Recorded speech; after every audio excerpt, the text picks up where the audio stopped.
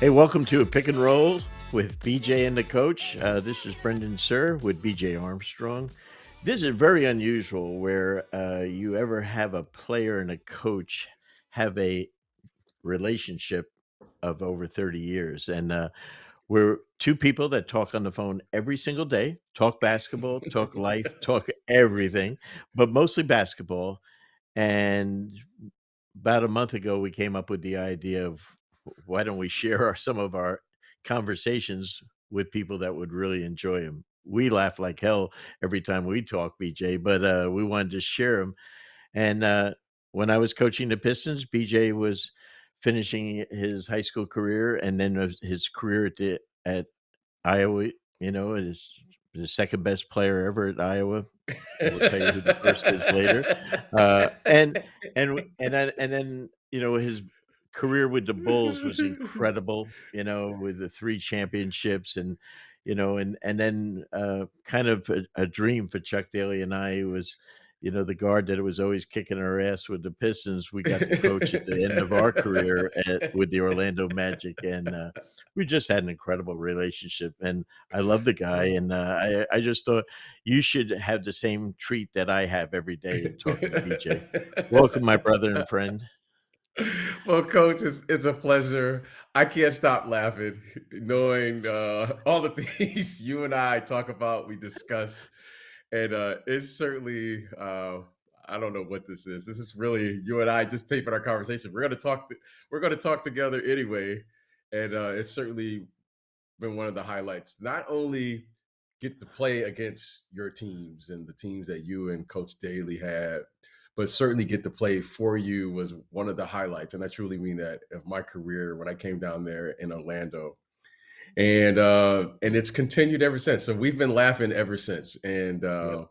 so it's I don't know what we want to call it. What do we call it? Pick and roll? Is that what we're calling this? We're Yeah, calling it pick I and I'm a roll? very good screener for you, and you're a great ball handler, and you make shots and you make passes to the open man, so I thought that would be a really apropos title, and I want our followers that are gonna enjoy what we talk about because they're gonna get to participate and ask questions that they want Right. to for us, Yes. but if you wanna follow us on all social media platforms at Pick and Roll, at Pick N Roll at underscore show. So it's PICKNROLL underscore show. And subscribe to us because I think you're really going to enjoy it. We're on YouTube. And this show's going to be on YouTube as well as you're going to be able to pick it up on Apple, Spotify, and all the different places that you love to pick shows up from.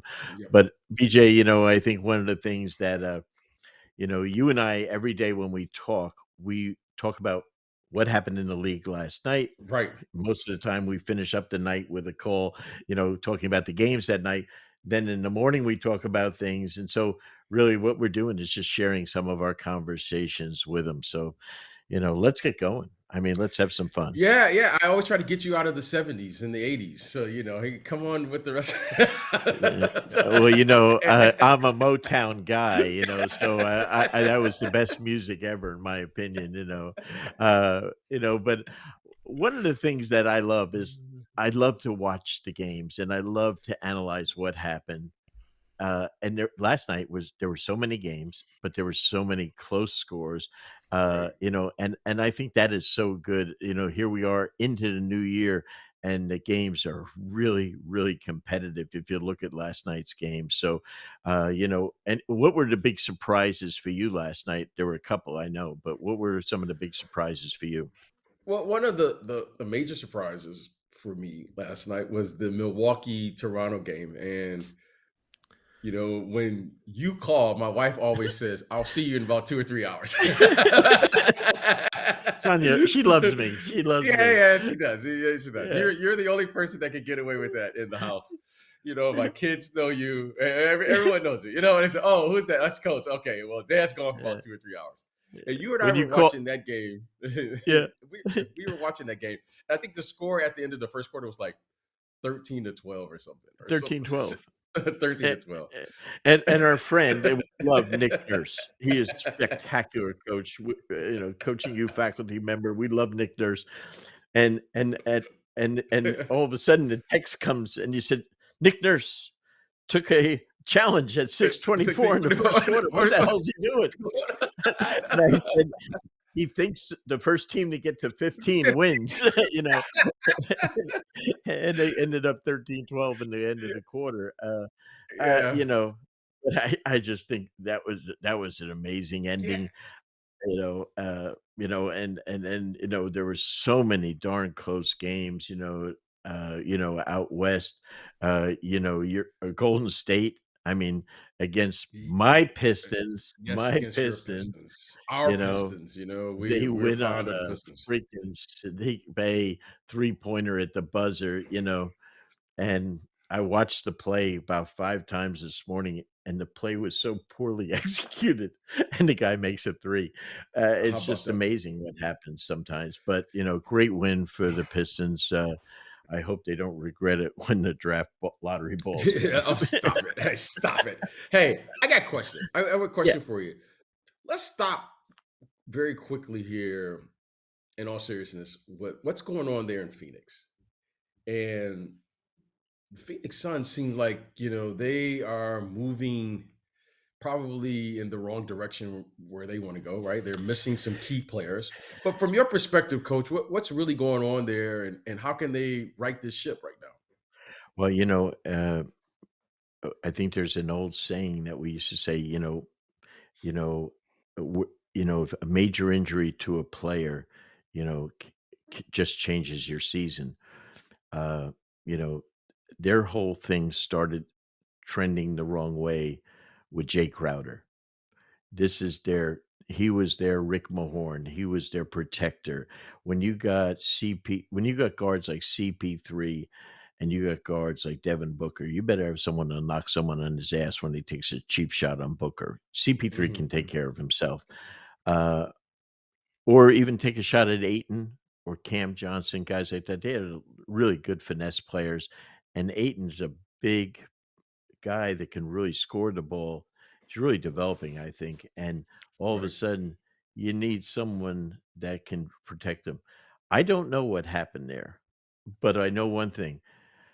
When it would be like all of a sudden if Chuck got pissed off or Phil Jackson would Rodman and he'd say, "You know what?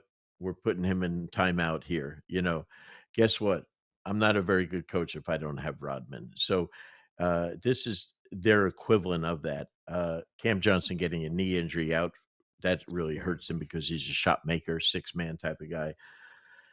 And now Devin Booker on the shelf for a month with constantly getting this hamstring groin problem.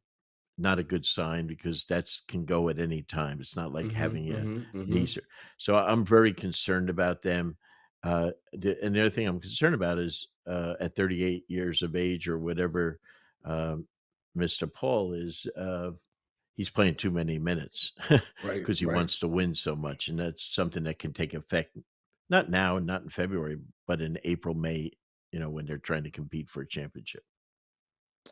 Yeah, it's been fascinating to watch them because they went from a team that was clearly over the last 2 years, they've been one of the better teams in the NBA, in the entire NBA. And suddenly, when they lose in the fashion in which they lost last year in the playoffs, it just seemed like it's been a continuous or steady go in the other direction for them, right? They lose in game seven in a way that was surprising, I think, to everyone, to the Dallas Mavericks a year ago. And then suddenly they don't bring Jay Crowder back. There was reports about the handling of DeAndre Ayton in free agency. And then Cam Johnson gets hurt. Then Cam Payne gets hurt. Now Devin Booker is out. Chris Paul has had significant time out this year, and it just seems like things are going in a different direction for them. And they're in a I would say this organization right now, or this team right now, they're at a crossroad um, with where they're at, and the reason being is because the expectations of the team before the season. I think this is a When team that's not expected to get to the playoffs, but to make a run in the playoffs based on their performance over the last couple of years. And it just seems they're in a tough spot right now. Yeah, you win the most games in the league last year, 64. phenomenal road team last year, Right. and, uh, and then to go through what they went through against Dallas, not even to get to go against Golden State, Mhm. very unusual. You and I used to play to give great records to protect home court in the playoffs, Right. and we both know that to go win a game 7 on the road, not in the first round, in the later rounds, it's near impossible, I think. Yes, that's A correct. That's and right. for them to go and lose by 30 points or 40 points, whatever it was, to Dallas in a game 7 at home, shocking, shocking. Yes. I think you when you go through championships like you did in, Chicago and we did in Detroit, I remember Chuck Daly saying to our team one year before we started the season, "The most important thing, guys, this year, the key word is gonna be tolerance." And I'm saying, "Tolerance? What the hell is he talking about?" And that was Chuck. He Tolerance was, for him, tolerance of each other. Little things that, get, like, on my wife's nerves. We've been married for 200 years now, and so, things that, she gets bothered every time I, don't do something, but, to be tolerant of your teammates, you're together 100 plus games a year.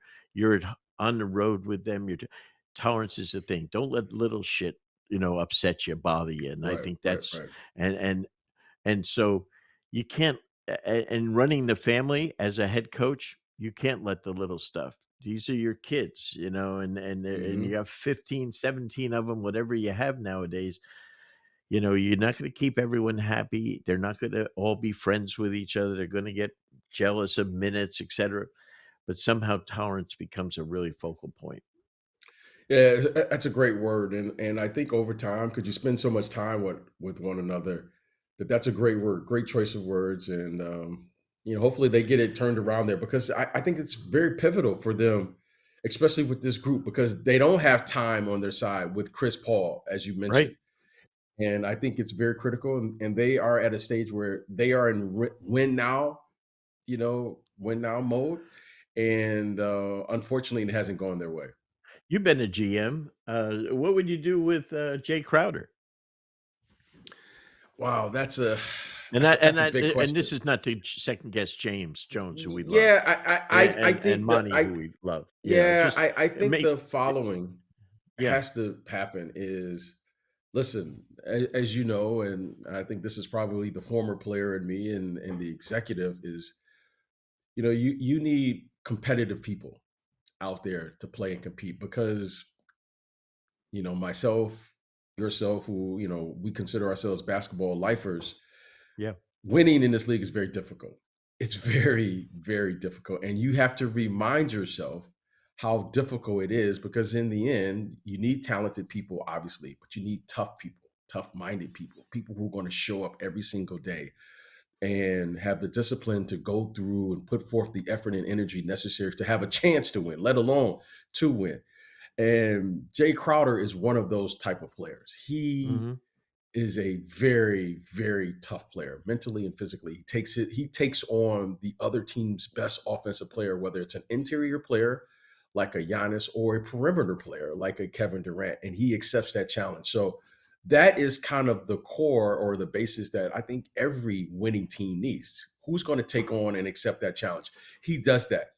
And just going by what was reported, for him not to be available for whatever the reason is, I think that's very significant to an organization, not just the Phoenix Suns. To not have a player like that available, okay, for whatever the reasons may be.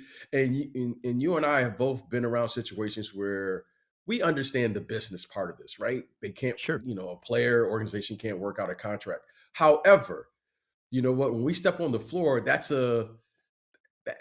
that can be a space where it can help everyone involved. It can help him get moved if he so desires. It can help the organization trade him if they're not willing to pay him whatever he and his team feels he's worth.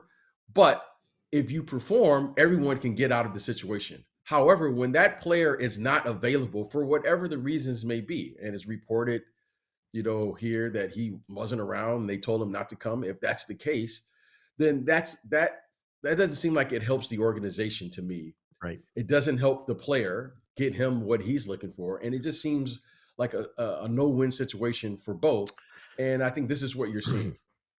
Chuck Daly's one of Chuck Dalyisms was, n you know, player might not practice, he might not even show up at practice or, he might yell at you, scream at you as a coach, and, other coaches would suspend a player, do something, and Chuck would say, "My job is not to do anything that's gonna cause our team to not win a game." So, That's right. that's I'm hired to win games, you know what? Yes. Right. And so, you know what? We've all been yelled at, we've all been you know what? But the job is this is a team business, a team sport, we need to win games for our team. Yes. Put your feelings and ego in your pocket, and let's go and win a game, and sometimes a little controversy can really help a team, and, they can. Yeah, I agree with Yeah, that too. I eh, agree with that. It's a little yeah, everybody I needs think a little, because yeah. you build up the season is so long, and you go through this. It's like you're just going through. Every day it's practice, it's shoot around. There's a game next city, and sometime when you have a little something going on, it keeps it interesting. Hey, you know, one of the things, BJ, I wanna move to because we could spend an hour on this is I am so amazed by the performances of some of the guys in the league. I mean, some right? of the stars in this league, the amount of points that they're scoring and stuff like that, where we had I think it was, Giannis. I mean, my god, what he has been doing. I'm watching his game the other day when he's getting 50 plus points, and I'm saying, without some of the people on their team being out. The other day he's playing without two starters, the second and third best players in the team, and this guy is just carrying them. And look at that line over the last 5 games. Yeah, that's incredible. Well, And that. I was never good in history in school. You were, I know that, because you studied, you went to the elite Catholic high school, Brother Rice, I just could afford public school. But to think about that since Kareem in 72 over 5 games, this is the only guy that has scored 200 plus points, 80 plus rebounds, 30 plus assists over a 5 game span. I mean, That's this guy very is absolutely incredible. yeah. It's impressive. I watch him, and we play in a league where we're talking pace and space. Okay, clearly he can push the ball and do all the things as a I don't know. He's a big. I don't know what position he plays now. Yeah, However, I'm just really amazed that he's been able to score without a consistent jump shot and yeah, score at this clip. That's the thing that's been like the most amazing to me, because these are against some of it's not some of these are the greatest basketball minds, coaches in the world. And these guys have such access to tape and video and technology that I'm finding it hard for to say, okay, how are they going to build a defense around, building or trying to slow Giannis down? And I'm just amazed at how he changes his game. I'm amazed at how he's figured out how to score without a consistent jump shot.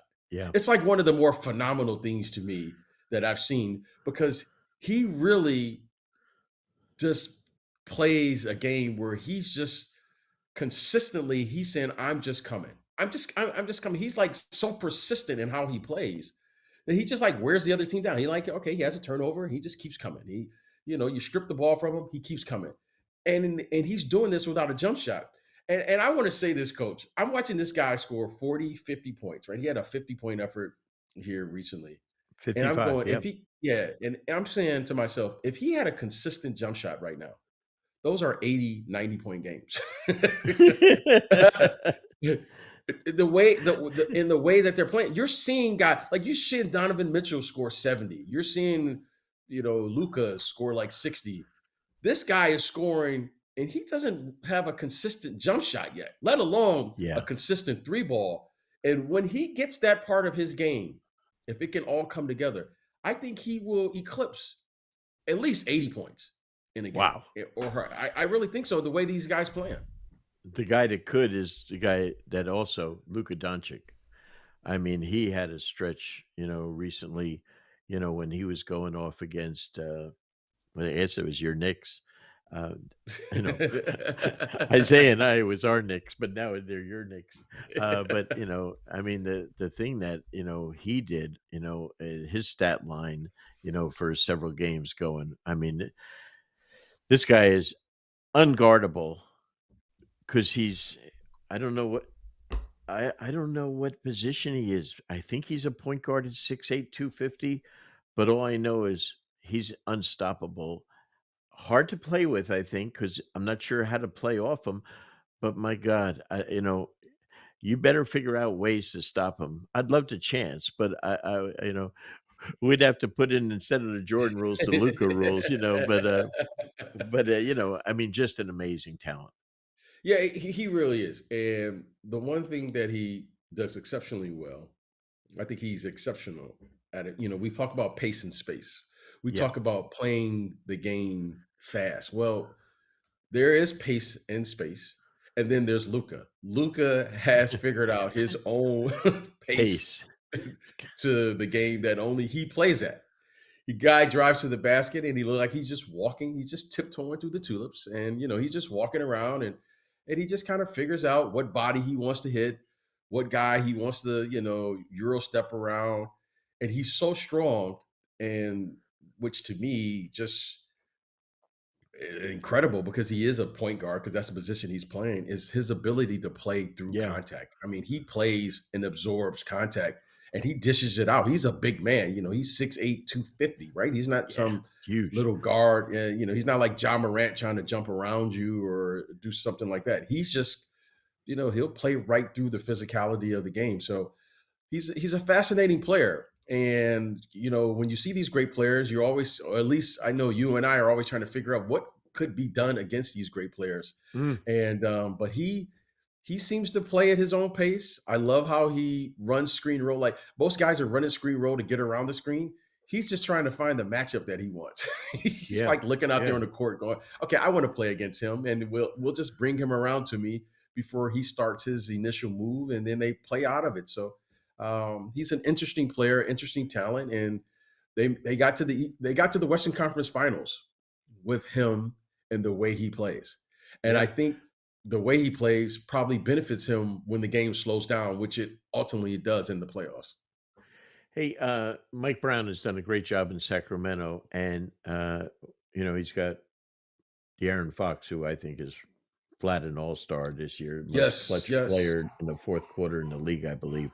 But Sabonis uh, is almost playing like his daddy. I mean, what he has Wow. done, Sabonis, 15 straight double-double in last night's three-point loss to the Hawks. And that's his 28th. And he's leading the NBA with 28 double doubles already this year. He is a fabulous player, and it turns out an amazing trade for Sack to get him, even though they Yes. gave up Halliburton, you Mhm. know, Mhm. uh, but he healed. This guy, he's a modern day NBA center, in my opinion. Yeah, he's interesting. And I really like to trade, especially trades where it's a win-win for both Yep. organizations. And I thought that was a great trade for the Indiana Pacers and getting back Halliburton and Buddy Hill. But they also had to give away a really good player. And I couldn't agree more with you as the modern day player, modern day center who's able to rebound the ball, push it out. I think it's very underrated in his game. He's a really good passer and you can play Hmm. through him, and he's a winning basketball player. He plays the game at a very high level, has a certain level of physicality that he brings to the game. And I think he should be an all-star as well. I think, Sabonis and Fox both are the leaders of this team, and they're playing the game with the responsibility. This is the first time that I'm beginning to see his personality. He looks invested into the team, into the outcome of every game that he participates in. And that's great to see when you see guys begin to take ownership of a group. So I think it's a luxury, for the coaching staff to have a player like this that you can play through as a big, and then when you add the speed of a De'Aaron Fox with ability to break down and get to his spots, I think it's a recipe for success. And I think that's part of it. Give that staff credit. Okay. Coach Brown and those guys, give those guys credit. But those players right now, they're executing, they're going out there every night doing the work. And I love the fact, and last thing is that he has an injury, talking about Sabonis. And when it means something, you see guys figure out how to play. And he's beginning, you could see that this game and this team means something to them. And I think they're doing something real positive. And we haven't been able to say that a lot about what's going on up there in Sacramento. And I think this year they'll get to the playoffs. And certainly I know you and I will be rooting for them. But I think it's been great to see because they do have a great fan base up there. And it was I was always just gonna fun to play. we remember going to Sacramento and playing. It Yeah, was it was one of the best venues to go to because the people love their team out there. So right. it's coming back every time. I don't know if you know this, they have one of the most gorgeous arenas in the league now. Yes, they And do. every time, I did not know this till last week. Every time they win a game at home or on the road, do you know what they do? They put the beam up. I Yep, see it they from have my a house here. purple. No, I'm just kidding. Me too, me too. Yeah, a purple beam goes up that you can see, and that's Right. phenomenal. Great thing to do. Yeah, it's great for the And fans. They've always had yeah, great fans interaction. They had what the bells or something they used to ring up there. yep, So it's that's great. great. But I'm really happy for them. It's been a long time coming. I think they are the longest. I think they have the longest You're right. streak of not in getting to the playoffs. Right? I don't know, 15 to 16 16 years. years, something like Oh that. Yep, wow, I yeah. So good for them. All right, now we're coming home to Baton Rouge to Oh Louisiana to my New Orleans, and my guy Zion's been crushing it, man. Zion yeah. Williamson, he has been an all star. And the other night, bringing the ball up to court, all of a sudden, he just went. He changed his gait at full speed, and he pulled up with a hamstring. And they're talking about he's initially 3 weeks, but I saw Woj yesterday say they're gonna be error on the side of caution, and it'll be out at least a month, which really hurts Oh their team wow. because this guy, there's no answers for him, when you're Right. playing against him. You can't put a big on him, you can't put a small on him because 'cause you'll take him. This guy is the real deal, and so the interesting thing about this franchise right now is our friend David Griffin and his staff, Trajan Langan and others have Right. put together incredible talent. But Willie Green is one of the very best young coaches in the league. But to Yep. think Yep. about this, Zion, Brandon Ingram, 19 straight games he hasn't played in because of a toe injury, and CJ McCollum, I mean, who's playing at like he did his best in Portland. Lights out. He's been lights out, coach. I mean, he's Yep, shooting the ball. He's and shooting the he's a ball. great leader. He has a voice on this team, and obviously he's the president of Players Association, but his voice, with Dame up in Portland, Dame was kind of the voice of the franchise. This guy, he has asserted himself since he got here, and it's they're 24 and 14 now, but the thing that's amazing is the big 3 have only played 10 games together and 172 minutes the whole season. Wow. That's That's shocking.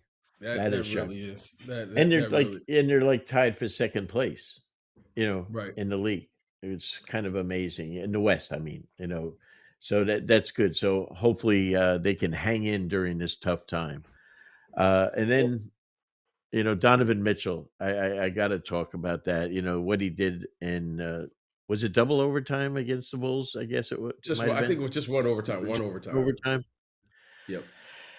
It was, Billy Donovan was upset, I mean, because in the last 2-minute report showed that, there are 2 major calls that cost them the game, and how do you explain that to your team when you get screwed, You know, there's no asterisk next to that, I wore my beautiful your friend Jordan, my friend Jordan's sweatshirt today to remind Billy of that I invented the Jordan rules. Maybe he can use them against Donovan Mitchell next time, or anyone that gets 70 against the That's but, our uh fit. I can't but, wait to see man. Coach Donovan. I can't wait to Oh, see yeah, Coach yeah, Donovan. yeah, me either. Yeah, that would be good.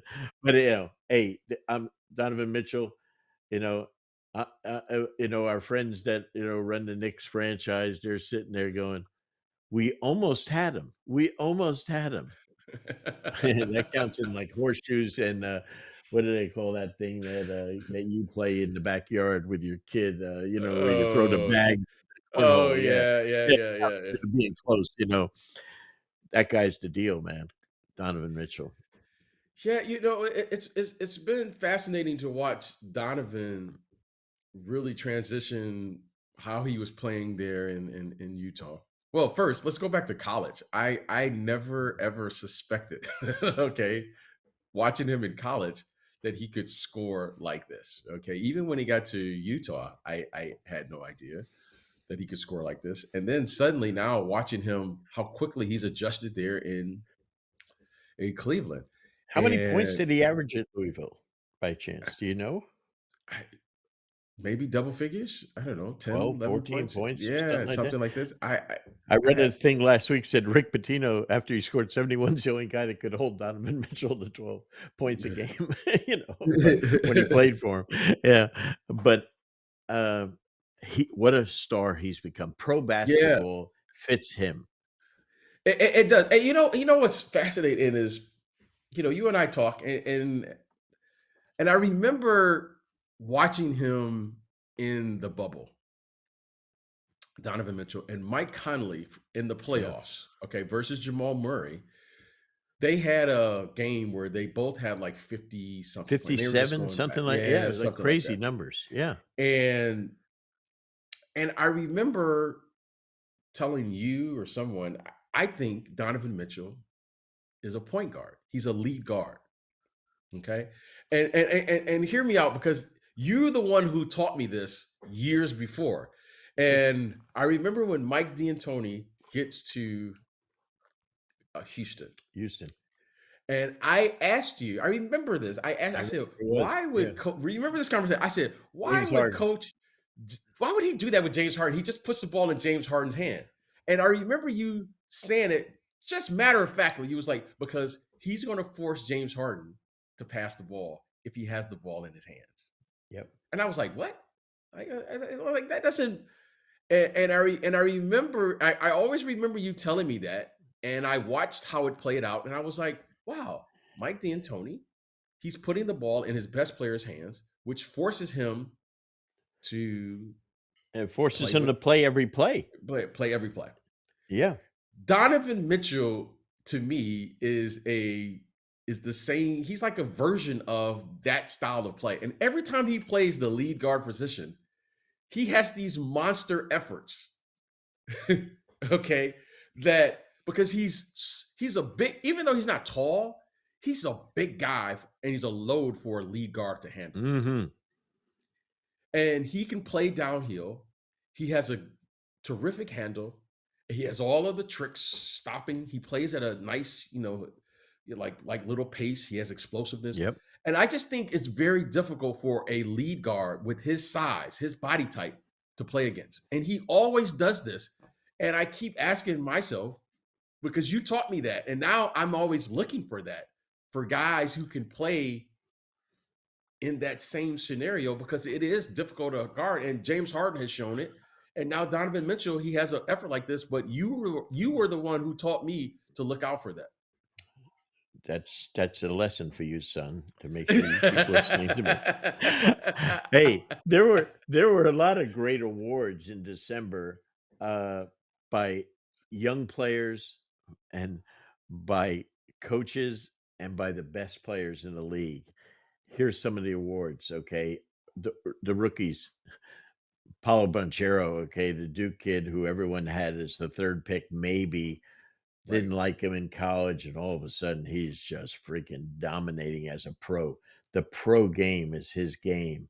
And then, Yes. Yeah. and then the best player ever at Iowa. you know? Keegan, I have to give him credit. I mean, you know what's I been told great you about about watching him Keegan? last Yeah, year. yeah, no, you did. You did. I And told listen, I try to take myself out of rooting for him because of Iowa Sure. and try to look through it. But you know what? He's a pro. He's just consistent. I mean, Yep. 12, 13, he could do that probably for the next 14, 15 years. And Ye because he shoots the ball so well and he plays like he doesn't get high and he doesn't get low. He's just kind of like he's just a pro. He's like the player he plays with, Harrison Barnes. you know? they've done a good job of putting 3 shooters around uh, Fox and yes. Sabonis, and the kid Herter, the kid from Yeah. Atlanta they got How in a about trade. one of my favorite players. He's one of my Yeah, favorites. because now they got guys that if you help on Foxy or Sabonis, you're getting wide open threes for those other guys, That's right, right, you know? exactly right. So, and I Paulo, of yeah, so course, and look, Paulo. The thing that's been impressive about him is you didn't get a chance to see it, but he has a game. Mhm. He walked into the NBA game with a game. You know, he's a Yeah. physical kid, does a little bit of this, a little bit of that, and he's been impressive. He's been very impressive his first year in the league. He looks like he's 24, 25 with his Hmm. maturity, his strength, his size, body type. Right. Very, very good. How about the players of the month? I think, we talked about Luca and Joel Embiid. The guy is a numbers machine. I mean, this guy. But we talked about Luca as a player, but he's been on a run, this past month. And Joel Embiid, I mean, um, big men, you know, that has amazing 3-point shot ability, but he rebounds his position. He's just incredibly talented. And I just hope, he's been runner up, I think, the last 2 years for MVP. Mm-hmm. I just hope he doesn't worry about that and just focuses on winning because if he wins, he will be the MVP, my opinion. Yeah, well, JoJo is, when we started talking, we were talking earlier about points scored and guys scoring 50, 60, 70. I think JoJo could score over 70, 80 points in a game. I really do. The way he Yeah. plays. Because he's literally an unstoppable force on the low block. Okay? He has great, his footwork is terrific. Mhm. Touch, he can play with strength and force if needed. And then he's capable of scoring 6, 7 threes in a game, the way he plays. Now, the one thing by his own admission was his conditioning, especially at the beginning of the year. You saw it this year.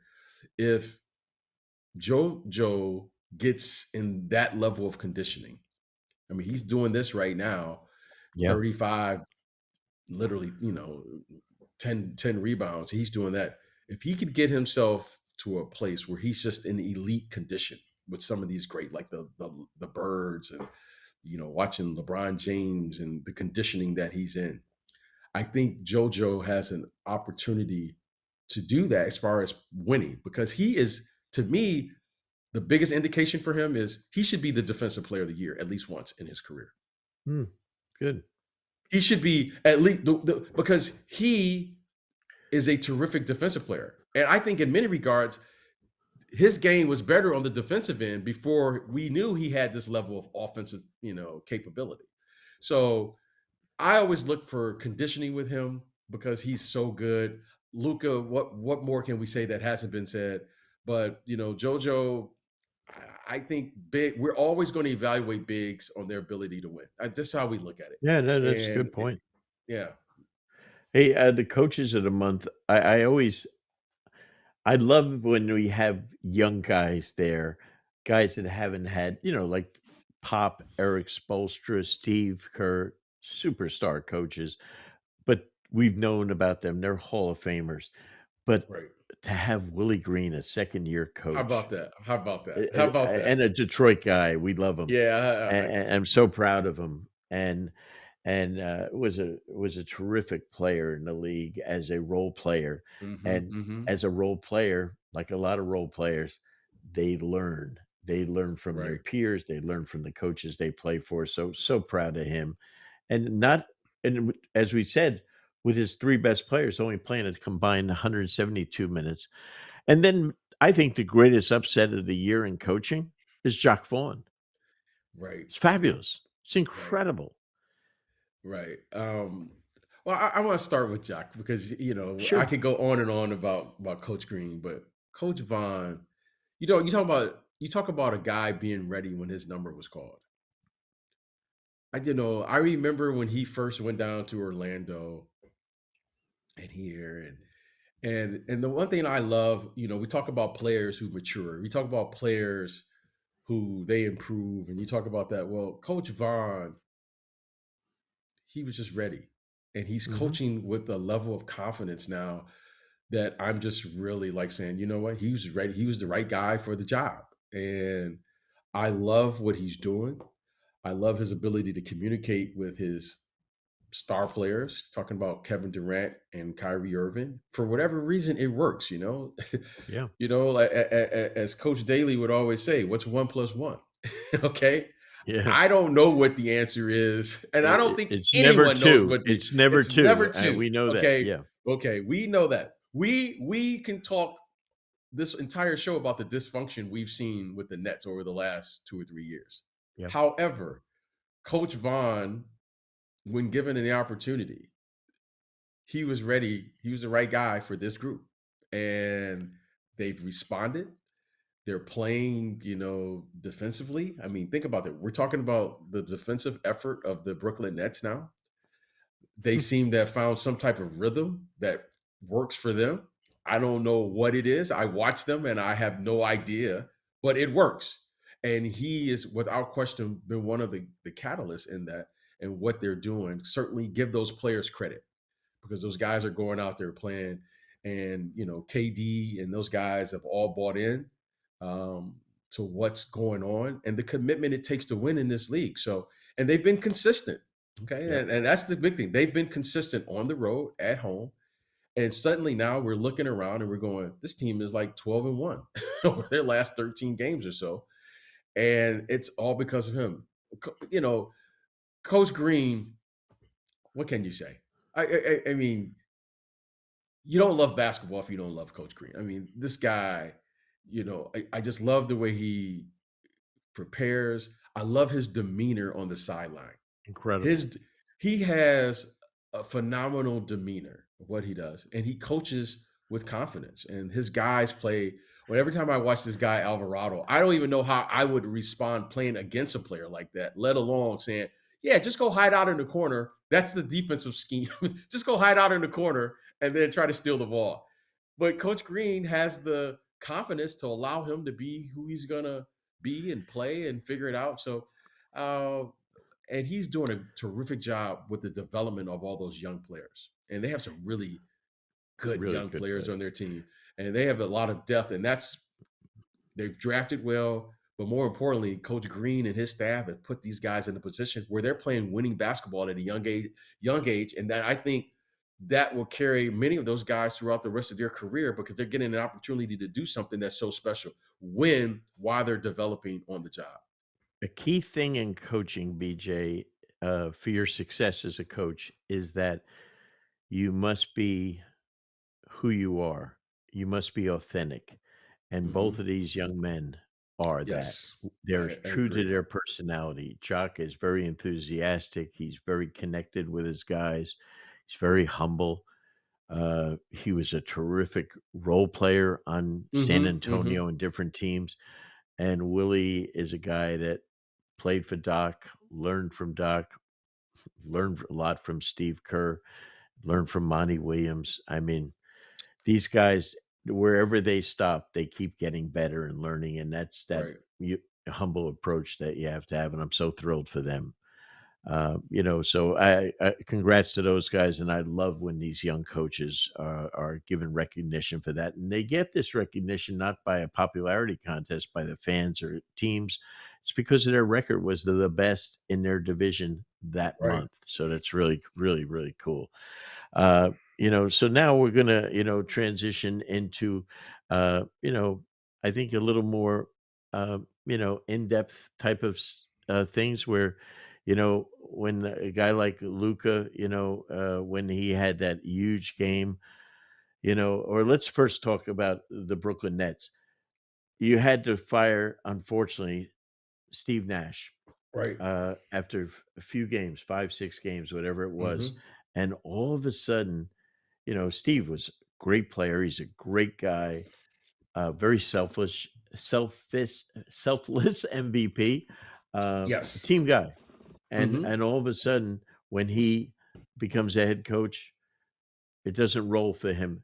They were in amazing controversy, not because of him, just because, things Kyrie was doing, Ben Simmons not playing, KD demanding a trade in the offseason, everything was broken. They Right. were the picture they were the picture of dysfunction in the NBA. At one point, I remember Jason Williams saying, "This is the worst franchise in the history of the NBA," which is some statement. Now all Wow. of a sudden, they're the winningest team in the league. It's I've never seen a turnaround this fast. Right? And so kudos to them. And Right. the thing I noticed last night in their loss to the Bulls on the road was they kept competing even to the last seconds of the game. KD and Kyrie were competing. And that they didn't say like, we're down 10 with a minute to go and look over at Jock and say, take me out. They kept playing. And you know what? That shows me a lot. That shows me a lot that these guys are a pretty together group right now. Yeah, well, Coach, I think it was yesterday or the day before when we were talking. You said something and you kind of reminded me of something, and I think you're absolutely right about the Brooklyn Nets. You said, remember when we used to? There was a kind of a understanding in the NBA or in the basketball world, in the basketball community, where you tried to play the game the right way. Right now, when I watch Brooklyn, they're trying to play the game the right way. They're making the good pass, to get the good shot for a great shot. They're trying on defense. They're hustling back in transition. They are doing all of the things and they're trying to do the things the right way. And I think they've been rewarded with, their record. I think it's Mhm. indicating because they're trying. When you watch Kevin Durant, and something I admire about Kevin Durant as a player, and I've been able to watch him. I remember watching him when he started playing on the AAU circuit. Kevin Durant is a willing passer when he gets double teamed. And I've always admired that about him. Like, everyone talks about his footwork and ability to score, and he can do all those things. But if you double team Kevin Durant, if you ever watch him, he will pass the ball out of the double team. And that's just like, he doesn't try to force it. He accepts that and he does it, and I think that starts with him. And watching Kyrie, we talk about his talent. They're all trying, and it's been a very difficult situation for them. However, when you see your guys giving you the effort that this team is giving, that's great to see. And you talk about the process. We always give guys credit for their records and at the end, but give those guys for having the perseverance to go through this process, because it's been a difficult road for those guys that's been in those Brooklyn Nets uniforms. Some of it's self-inflicted. However, now, give them credit where credit is due. This team is playing very well. And right now, with KD and Kyrie leading the charge, you never know how far this team can go. Hey, BJ, every night it seems that, as we watch games and fans watch games, there's like a game there, all of a sudden you say, "Holy shoot." I mean, like, how the hell did that happen? And the other night I was don't think I've ever heard you say "Holy shoot," but okay. yeah, I'm not sure how to act. I wanna be Pat McAfee, but I'm not sure. I mean, like, the other day you say, "Hey, are you looking at the Celtic OKC score?" And I said, "Not really." And all of a sudden I saw at halftime they gave up like 75 points or something, 70, Right, and I'm saying, "Holy cow." And then all of a sudden at the end of the game, the Celtics give up 150 points over OKC on the road right. without Shea Gilgeous-Alexander, SGA, not playing. That's right. That's right. Okay, you are my basketball guru. How the hell that happen? How does that happen? Well, I think, Coach. I think, Coach. And listen. you've coached and you've seen every game possible, and I would like to think that someday I can get to that space. But I think you said it best. And every year there's 3 to 5 games that you just can't explain. Okay? All right? That's true. You know, you don't know why they turn out the way they turn out. Sometimes you're Yep. on the losing end of that. Sometimes you're on the winning end of that. Certainly, I don't think anyone in the Oklahoma City organization, maybe Sam Presti, maybe, that figured that they were going to play like that. Right. I mean, they were lit, coach. They were lights out on the offensive end. I mean, and one of your favorite players, Josh My Giddey. I guy. mean, yeah, My guy, that's your Josh guy. Giddey. Yeah, yeah. I First mean, team Josh All Pro. Giddey was, That's my yeah, guy. Josh Au Giddey. Australian of the year. That's Yeah, my he was the guy. best. He was the best player on the floor. Okay, and it just happened. So I wish I could explain it, but it's Yeah. going to happen, and you move on. The Celtics have another game, and they have to move on. And here's an interesting thing that we have to talk about is because you called it. You said, "I bet you OKC lose the next night." You called it. See, that's Bet what the this is house. what. Bet the Yeah, house, I said. yeah. Yep. You said you called it, and they lose, and then you politely reminded me. See, this is how this league works. So again, I mean, it's fascinating to watch human behavior. Yep. We talk about coaching and all of the fundamentals of the game and all of that stuff. However, people are fascinating. And you called it. You called it. And you just said it matter of factly, kind of, you just say things, but that just experience has taught us that, you know what? You're never as good as you think you are, but you're Yeah, never as bad as you think you are. and You know? SGA played and scored 33 last night. Rest night and they He played lose. and scored 33, and they were down 25 at one point in the 3rd quarter. Think about that. That's Go exactly. figure. Yeah. So, Uh, this is the NBA. uh, So alright, so you know, so we got that. Now how about the injuries to the incredible star players that's happening in the league? Last night, I heard them say it might have been Mike Breen said, "There's only 12 players out of all the teams in the league, 30 teams, that have started every game this year." 12. I mean, you can remember when Michael play all 82, shoot, you know, right. Karl Malone for years played 82 games a year. 12 in the whole league have started every game. Think about that. So we Yeah, have yeah. these injuries to star players. Anthony Davis, you know, the kid is just an incredible talent. We saw that Yes. a few weeks ago.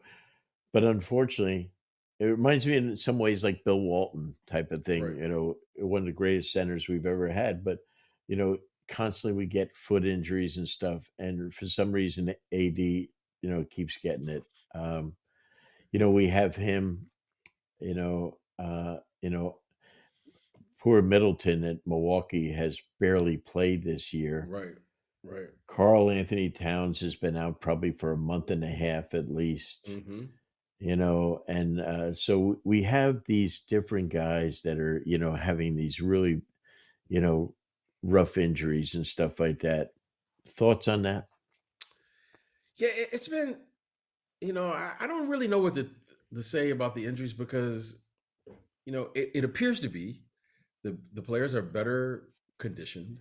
They have better Hmm. equipment, better training, better travel, better everything. And however, the availability for these young players doesn't seem to be at the same level, and I'm not sure why. My best guess, because now we have so many doctors and specialists and scientists and all these people, analytics to analyze the game. My best guess, right? My best guess is, I remember Bill Cartwright. Just we called him the teacher, right? We call Bill the Hmm. teacher, and Bill, as you know, Bill, and for our audience who don't know Bill, Bill doesn't really have a lot to say. But when he says something, you better listen. So we refer to him as the teacher. And Bill was the first person who put this idea in my mind that you better value your rest as much as you value working out. He was the first, like, he was like, don't let your summer get away from you. Don't put, he was really into, he was the first person that just said, you know what, manage your time and take advantage of your rest because you're going to need it. Yeah. Yeah. Okay. And I don't know this. Again, I have no idea.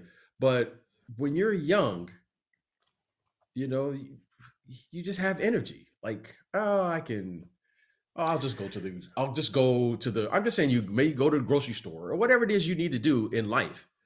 But Bill was the first person who really put in my idea that I had to make sure that I understood that my recovery time was just as important as the weights I was lifting, the conditioning I was doing, and all of the things that I had to do in life.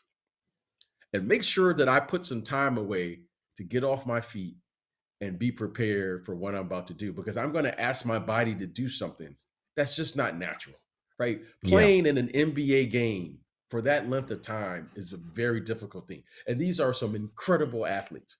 However, you can't underestimate the quiet time, not just physically, but mentally you need to do to be able to participate in that game because there's so much pressure that you put on yourself, your responsibilities that you have, and I always remember that, and I don't know why guys are getting hurt. I don't know, but what I do know is that I took my recovery time in the summer of not doing anything very very serious, and and that's the one thing that I know that has changed from this generation to that because these guys they play and they work out, it seems, every single day. Yeah. They seem, again, I don't know this, but from what I can tell from afar, is that when are you going to give your body time to recover? I mean, you're working out like that in the summer and you're jumping and you're cutting. And I'm watching these guys put Instagram thing, they're running up hills and doing, and that stuff is great. Don't get me wrong. However, coach, the physical demands and the mental and psychological demands that you're putting on your body to play in that game, it's beyond. BJ, how do we explain one of our favorite teams, Golden State, world champions, usually a terrific road team? Obviously, Steph is out, but even before that, really struggling on the road. And then Steve made a decision to kind of quote, um, what they, do the, management, load management with four starters Mhm, at a mhm, time. mhm, mhm. And now, he's had injuries, with key starters out. But how do you explain? I've never seen a really good team have such a miserable road record to start a season.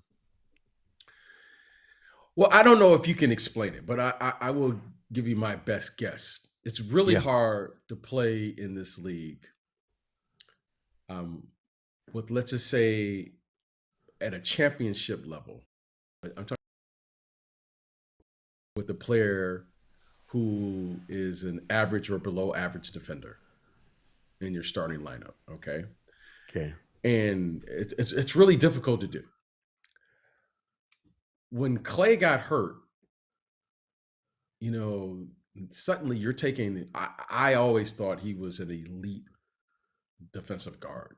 Okay, I know Right. he gets all of the credit for what he does and how he shoots the ball, but defensively, his versatility of being able to take on the Damian Lillards and the James Hardens and all of those guards who were playing at that position because Clay had terrific size to me that allowed them to have a player on the floor who maybe was just an average to below average player, and you can play at a championship level with one player.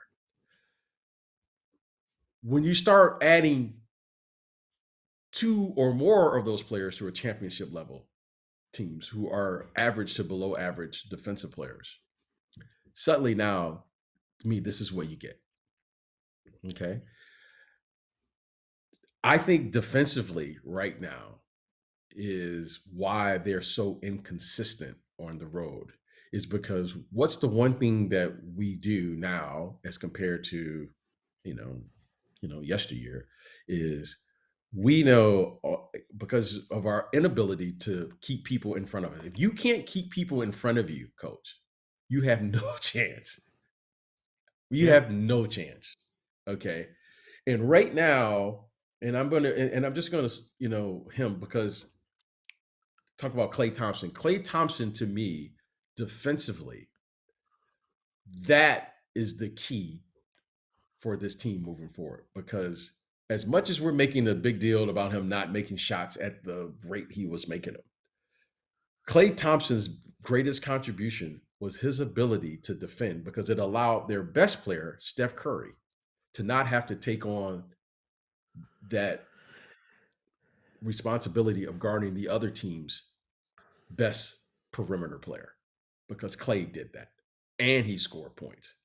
Okay. So to me, that was that's the key to their perimeter defense. And then you had Andre Iguodala and he had they have enough bodies. Of course, Draymond's ability to switch when they do run screen roll. Okay. Now it allows Coach Kerr and staff to do the following. They're the only team that I can think of off the top that says they want you to run screen roll versus our five Yeah. because we feel that our five is our best perimeter defender anyway. They're the only team that I know that could take away literally your ability to play screen roll. And that was all triggered with Clay being able to guard those other teams. So I think once Clay literally begins to get his legs back under him and can defend at a level that he could, because he he was a average defender when he came back, as he should be. Okay. That's the Mhm. one thing when you have ACL and an Achilles, there's only so much you can do on that end. I thought that's why I thought Andrew Wiggins was such a big because Andrew Wiggins stepped into that beautifully at times.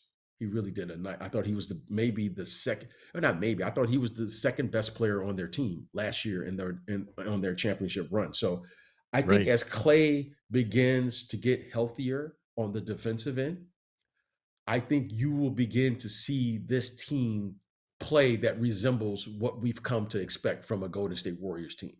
I think they are right where they want to be, and they should be feeling good about themselves because, as you know, coach, one of the things that you do is you have to defend home court.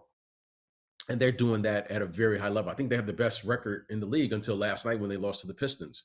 However, they still can win at home with room to improve. And Steph Curry is not even playing. So I think they'll be fine in the end. BJ, I think those points are incredible on Golden State. Here's the only thing, and again, Golden State fan, basketball fan. If they're going to make the playoffs, number one, Mhm. and if they're going to make any progress in the playoffs to win a 7-game series, you have to be able to win on the road Right. because a lot of times you might lose a home game. It happens. We lost the year before you got in the league. We lost the first game after a 10-day layoff. To the Bulls. They came in and with a day of preparation and just played, and they beat us a close game. And so that those happen. And so I think it's really important that you have to be able to win on the road. So they have to get it together. The good thing is Steve knows how to teach and coach defense. His players know how to play it. They just have Mhm. to make a collective effort to get it done, and everyone has to, unfortunately or fortunately, stay healthy. But Right. the biggest thing that I loved about what we did today is we let our listeners inside of what you and I do every day, literally every single day, 7 days a week, we talk and we talk basketball and we learn from each other. And hopefully that's what our listeners are going to be able to get an insight into the things we talk about, from a world championship player's perspective and someone that had great players that Chuck and I coach, that helped us be decent coaches because they were great players and were able to win championships. So this was a lot of fun, my friend, and I can't wait till the next time we get together. Make sure that you like and subscribe to at pick and roll underscore show. And also, BJ was a great passer. So get an assist like he did and pass it on to three of your friends so that they'll listen, because I think you're really going to enjoy this as we go along. And we're going to do it a couple of times a week. So it's not going to be a once a week thing. So I think it'll be good. But BJ, thanks, brother. It was a blast. Thank you. It's great. And, it's always a pleasure talking basketball with you. So I'm looking forward to it. We're going to do it anyway. I'll call you in probably about 30 minutes. Hey, and we'll just keep going. And you know what? We should probably start recording our phone calls, because that's where some really good stuff happens. And I just got yelled at by my wife because I had my office door, which is not unusual, but that I had my office door shut while we were recording, and my favorite dog was waiting outside for us to open the door so she could come in, just like she does. Because you know what? She's in every time we talk. She is sitting at my feet in my office. So she was a little upset. So we'll have to change that for the next show. Till next time, this is the coach and BJ on Pick and Roll Show.